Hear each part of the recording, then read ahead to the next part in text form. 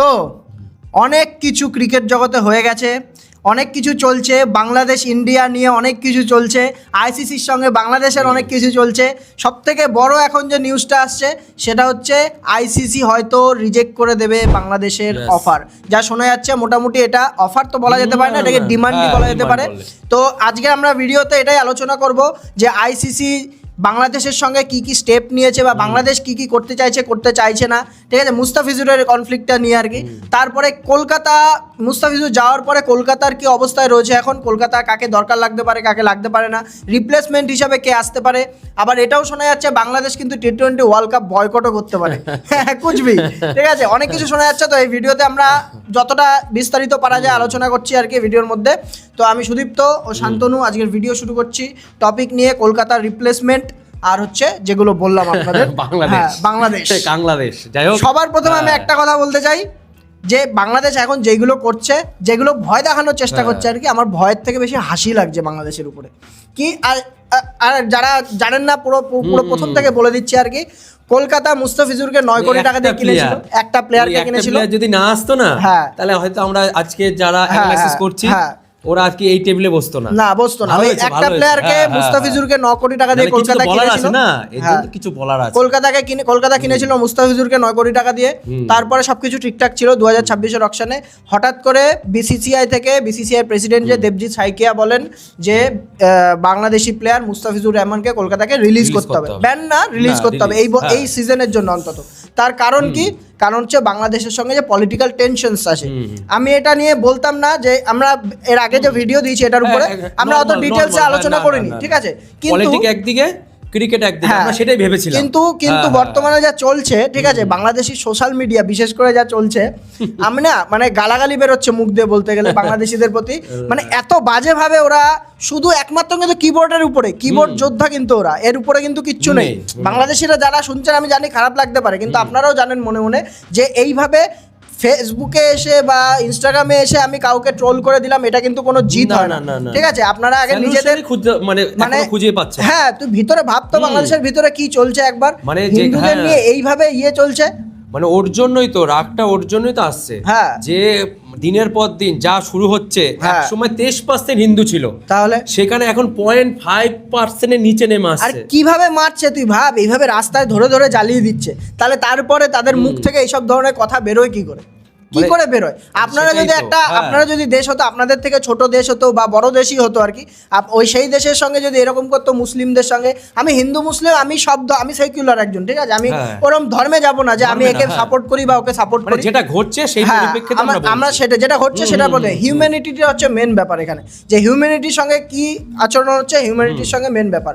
তো বাংলাদেশে যেটা হচ্ছে মানুষদের সঙ্গে, বিশেষ করে প্রোপাগান্ডা চালিয়ে যে একটা ধর্মের মানুষের সঙ্গে যেটা হচ্ছে, তার উপরে যে টেনশনসগুলো রয়েছে ওইগুলোকেই কেন্দ্র করে কিন্তু এখানে ব্যান করে দেওয়া হয়েছে বা বাতিল করে দেওয়া হয়েছে, যেটা বলা যেতে পারে, ঠিক আছে। এটাই মেন কারণ ছিল। আর যেটা মানে না বললেই নয়, আজকে হিন্দুর উপর যে আক্রমণটা, মেন যে আক্রমণটা, কিন্তু সেটা কিন্তু শুধু বাংলাদেশেই না, আমাদের কিন্তু ইন্ডিয়া তো সাপোর্ট করছে। ইন্ডিয়াতে কেন বলছি, আজকে ইন্ডিয়া জনসংখ্যা কত, 150 কোটির উপরে, আর তোদের জনসংখ্যা কত 29, হয়তো 3 বা 26 না 7, কিন্তু তুই কার সাথে পাঙ্গা নিচ্ছিস? ইন্ডিয়ার সাথে, এই যে কিবোর্ডে। হ্যাঁ, ওটাই তো ওদের আসলে। তো আমি একটা পডকাস্টে দেখছিলাম, আর্মির পডকাস্টে বলছে যে বাংলাদেশের জন্য যদি আমরা সৈন্য নামাতে হয় তাহলে আমাদের কাছে মানে এটা কোনো এটা লজ্জার ব্যাপার যে বাংলাদেশের এগেইনস্টে সৈন্য নামাতে হচ্ছে, তাহলে এরা এত কি করে উছলায়। আমি তো তারপরে তো আমি আরো ফ্ল্যাশব্যাকে যদি যাই, স্বাধীনতার আমল থেকে যদি শুরু করি, ঠিক আছে, তাহলে তো বলার কোনো প্রশ্নই নেই। মানে এখানে বাংলাদেশের মুখ দেখাতেই পারবে না, আমাদের জন্য একটা বিভক্ত রাজ্যে পরিণত হয়ে ওরা ঠিকঠাক দেশে পরিণত ঠিকঠাক আছে। আর তো ইন্ডিয়াই তো না, পাকিস্তান বল বাংলাদেশ বল সব তো ইন্ডিয়াই, এটা আলাদা হয়েছে। তারপরে আবার কিছু কিছু জিনিস বলছি পুরনো, মানে ভুলে গেছে জিনিসপত্র। 2003-এর মধ্যে 2000 সালের মধ্যে 2000 না 2003 আর কি, তো টেস্ট বাংলাদেশকে টেস্ট নেশন রেকগনাইজ কিন্তু সবার প্রথম বিসিসিআই প্রেসিডেন্ট সেই সময়কে জগমোহন ডালমিয়াই দিয়েছিল কিন্তু, ঠিক আছে। তাহলে ভাব এই জিনিসগুলো ঐতিহ্য যে সবচেয়ে বেশি ছিল, টেস্ট নেশন হিসেবে মানে তো রেকগনাইজ করে সবার প্রথম পেয়েছে। জাস্ট বাংলাদেশ একটা ম্যাচে খেলা হয়েছিল, ঠিক আছে, মানে সেগুলি কেন ভুলছে আমি সেটাই ভাবতে পারছি না। তার মধ্যে আবার ইন্ডিয়ার উপর এত রাগ।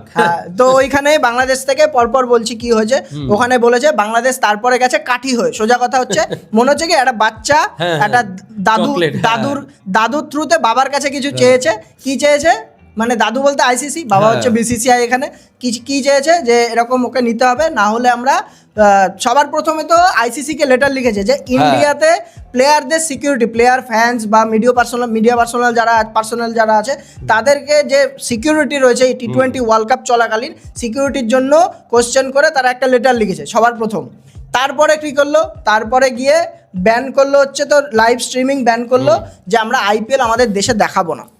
তারপরে সব থেকে বড় যেটা সাহস এখানে সেটা হচ্ছে T20 ওয়ার্ল্ড কাপ ইন্ডিয়া থেকে তুলে নিয়ে গিয়ে ওরা শ্রীলঙ্কায় খেলবে, এটা বলছে। ওদের 3টে ম্যাচ আছে, মানে যাকে বলে ইন্ডিয়া খেলবে না ওরা বলছে। হ্যাঁ, ইন্ডিয়াতে আসবে না, ইন্ডিয়াতে আসবে, ভেন্যু চেঞ্জ করতে হবে। হ্যাঁ, ভেন্যু চেঞ্জ করতে হবে, মাত্র 1 মাসও বাকি নেই আর সেই সময় গিয়ে বলেছে, অতই সোজা।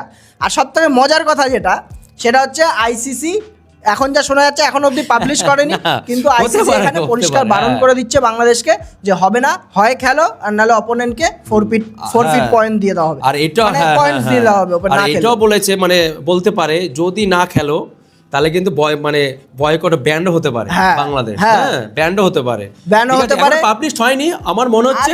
আমার সবথেকে হাসি লাগছে কি বাংলাদেশের যে কিবোর্ড সেনানীরা রয়েছে আর কি, যে কিবোর্ড যোদ্ধারা রয়েছে তাদের মানে কি বলবে ওরা বুঝে উঠতে পারছে না। একবার বলছে যে তোর আমরা ওয়ার্ল্ড কাপ করে দেবো, বয়কট করে দেবো, ওয়ার্ল্ড কাপ খেলবো।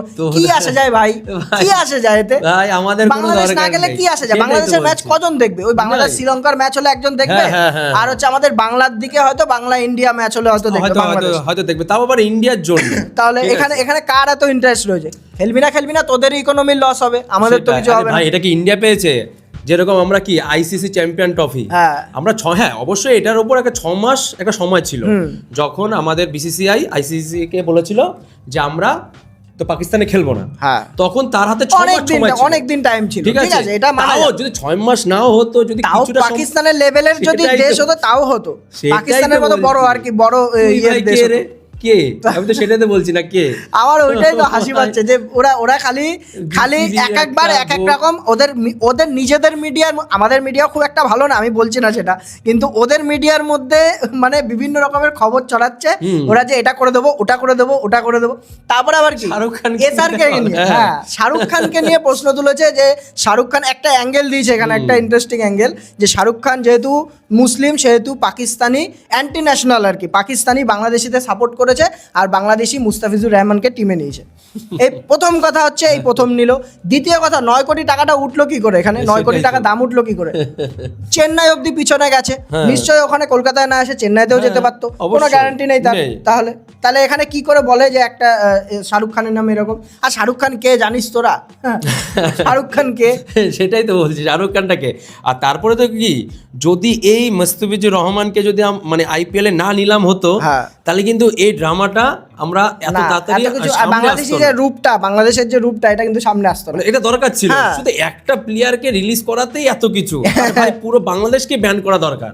আরো একটা কথা আছে ফানি, বলছে আইপিএল লোগো নাকি বাংলাদেশের মুশারফ করিম না আরে মোশরাফি মুর্তজা ওর শট থেকে বলে কপি করা বাংলাদেশের আইপিএল এর লোগো। সবার প্রথমে এই জিনিসটা ক্লিয়ার করে দিই আমি, আইপিএল এর যে লোগোটা আছে এটা কিন্তু কোনো ক্রিকেটিং শটের মধ্যে পড়ে না, কোনো ন্যাচারাল শটের মধ্যে পড়ে না। হ্যাঁ মানছি একটা ছবি আছে মাশরাফি মুর্তজার যে ওরকম টাইপের অনেকটা, কিন্তু ওখান থেকে নেওয়া হয়নি। প্রথম কথা স্বাভাবিক ব্যাপার না, ওর থেকে কেন নেবে? আর ক্রিকেট জিনিসটা এমন না, একটা শটের সঙ্গে আরেকটা শটের কিন্তু ডিফারেন্স দেখতে খুব কম লাগতে পারে, কিন্তু বডি যে মানে বডিকে যেভাবে তৈরি করতে হয় শটটা খেলার জন্য পুরোপুরি আলাদা, কিন্তু বডি মুভমেন্টটা তো ওইখানের সঙ্গে ওটা মুস্তাফিজুরের সঙ্গে ওই শটটা মেলে না প্রথম কথা। আর আইপিএল লোগো কি করে ক্লেম করে, আমি তো ভাবছি এটা পাকিস্তানির আবার এসছে এর মধ্যে, বলছে খেলানো দরকার মানে যাই হোক, এটা কথা না সেটা কথা না। তো এরকম অনেকগুলো প্রশ্ন উঠছে। তারপরে মুস্তাফিজুর রহমান আইপিএল থেকে সরে গেছে, গিয়ে বিশ্বের সব থেকে বড় ক্রিকেট লিগ পিএসএল জয়েন করে তালিম। ওদের দেশে যে পাকিস্তানের কিছু প্লেয়ার আছে ওরাই বলছে যত ওয়েস্ট খেলোয়াড়, ঠিক আছে। তারপরে আমি বাংলাদেশি মিডিয়ারই কথা বলছি, ওরা কি বলছে বলতো, মানে এটাই ওরা খবর ছড়াচ্ছে যে আইপিএলে টাকা থাকতে পারে কিন্তু কোয়ালিটি ক্রিকেট পিএসএলেই হয়। এটা কিন্তু পুরো ভাও কথা, কিন্তু মুস্তাফিজুরের ছবি দেয় একটা, ছবি দিয়ে নিচে একটা নিউজের মতো করে খবর লাগিয়ে দিয়ে মানে হতে পারে এরকম। আমি শুধু ভাবছি যাকে ছেড়ে দিয়েছে তার কোনো রিয়াকশন নেই, যত সব একটা ইন্টারভিউ আপনি দেখিনি। সেটাই তো, ও তো একটা টুইটও করতে পারতো বা ও একটা ইন্টারভিউ দিতে পারতো যে না এটা আমাকে রিলিজ করা ঠিক হয়নি, যে সে দেশের যার এটা ব্যাপার, ঠিক আছে। কিন্তু কারা করছে? ভুল ভাল মিডিয়া, ভুল ভাল সাপোর্টার, ভুল ভাল বাংলাদেশি, ঠিক আছে। এই সব নিয়ে এখন মিডিয়া তোলপা, মানে খেয়ে দে কাজ নেই নাকি? না, এ তো এই অবধি এখন লাস্ট যা আপডেট রয়েছে মোটামুটি আইসিসি বারণ করে দিয়েছে, খেললে এখানে খেলতে হবে, নালে খেলতে হবে না, পরিষ্কার কথা। তো এখানে কলকাতার উপরে যদি আমরা আসি, কলকাতার কি কতটা লস হলো কি না হলো। প্রথমে মনে হচ্ছিল কলকাতার একটুখানি যে চাপ হয়েছে যে এখানে একটু চিটেড, একদম প্রথমে যে একটু চিটেড ফিল করছিলাম, কলকাতা ফ্যান আর কি বলছি আমি, এটা একটু চিটেড ফিল করেছিলাম যে এখানে কি করলো এটা, ঠিক আছে, এরকম করা উচিত হয়নি হঠাৎ করে। তারপরে বাংলাদেশিদের রূপ দেখে এখন মনে হচ্ছে ব্যাপক করেছে, এবং এর থেকে যদি আরো প্লেয়ার থাকতো আরো সরিয়ে দিত, এর থেকে অপমান করে সরাতো এখন যেমন হচ্ছে। তো কলকাতার এখানে ফার্স্ট বোলার এমনিতেই মুস্তাফিজুর রহমান তোর সেকেন্ড বোলার ছিল, সেকেন্ড চয়েস। পাথিরানা বসলে তার বদলে হয়তো খেলাতে পারতো খুব জোর। আছে তো কলকাতার, আছে তো ভাই, পাথিরানা তো আছেই, ঠিক আছে। তারপরে মুস্তাফিজুরের বদলে একটা প্লেয়ার নিতে পারবে, কাকে নিতে পারবে? এখানে কিছু কিছু অপশন যদি আমরা বলি, এক তো আছে হচ্ছে তোর আন্ড্রেক নোকিয়া। কোথায় আছে আন্ড্রেক নোকিয়াকে? দিল্লি নাকি নিয়ে নিল না 2 কোটি টাকা দিয়ে। তোর রয়েছে জেরাল কোটজিয়া আছে, ফাজালাক ফারুকি আছে এখানে, তারপর হচ্ছে রাইলি মেরেডিথ আছে, আইপিএল এক্সপিরিয়েন্সও আছে, পাঞ্জাবের হয়ে খেলতো। তারপরে তোর জশ টাং মনে হয় আছে, জশ টাং। তারপরে আরো কয়েকটা প্লেয়ার আছে, এরকম ফাস্ট বোলারই আছে, আমি লিস্ট দিয়ে দেবো ওখানে। সেটা এই মোটামুটি বেশি প্লেয়ার নেই, মুদ্রা কথা হচ্ছে অত বেশি প্লেয়ার নেই। আমার মনে হচ্ছে একটা প্লেয়ারের দিকেই যাবে, একটাই তো দরকার, একটাই প্লেয়ার দরকার। তাছাড়া আমি এটাও বলবো যে সুনীল নারায়ণের যদি কোনো রিপ্লেসমেন্ট চায়, সুনীল নারায়ণের বদলে যদি চায়, তাহলে কিন্তু একটা ভালো রিপ্লেসমেন্ট আছে, মাইকেল ব্রেসওয়েল। নিউজিল্যান্ডের কিন্তু নেয়নি, ব্যাপক প্লেয়ার। তো একেও কিন্তু কলকাতা নিয়ে কিন্তু রাখতে পারে, ব্যাকগ্রাউন্ড নয়েজের জন্য একটু সরি, ঠিক আছে। হ্যাঁ, যেহেতু বিদেশে ছাড়ছে তো মনে হচ্ছে বিদেশের দিকেই আর কি করবে, ঠিক আছে, আগাবে। তো মোটামুটি এটাই ছিল। কলকাতার খুব একটা টেনশন নেই, আমরা অলরেডি কলকাতার ভিডিও বানিয়ে দিয়েছি, স্কোয়াড কেমন হলো, শুধু মুস্তাফিজুরকে এখান দিয়ে হাঁটিয়ে দেবেন তাহলেই হবে, আর কিছু না। তো এই ভিডিও আজকে এইটুকুই রাখছি, ভালো লাগে থাকলে লাইক করবেন, আর বাংলাদেশের ফ্যানরাও লাইক করবেন। দেখা হচ্ছে পরের ভিডিওতে, বাই।